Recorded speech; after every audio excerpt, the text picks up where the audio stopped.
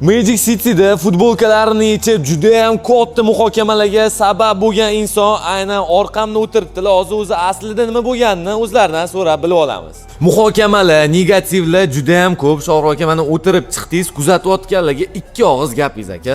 Qisqacha aytib beraman, dushmanga ham tavsiya bering, bunaqa joylarga borish, bunaqa joylarda o'tirish, qonunda xato qilib qonuniy javob berdim. Bunaqa video olishimda o'zi mana shunaqa oborot olishganimda men bilmasdim. Agar orqaga qaytgan bo'lsa bunaqa video olmasdim, chunki eng asosiy narsa men tushundim, o'zim uchun ozodlik. Qachon ozodlik yo'qolsa, ozodlik qadrini oshar ekan bu odamni.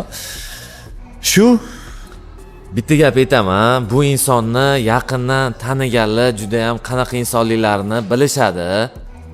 Nafaqat trenerlar, o'zi umumiy insoniylik tarafidan jihatidan oladigan bo'lsak, juda ham yaxshi inson taraf deb biladi ko'pchilik.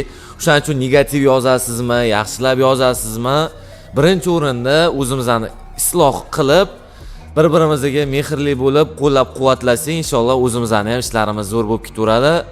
Shoh aka kontentlarni davom ettiradilar, kuzatib, o'zingizlarni otizinglarni qoldiraverasizlar. charchamaydi.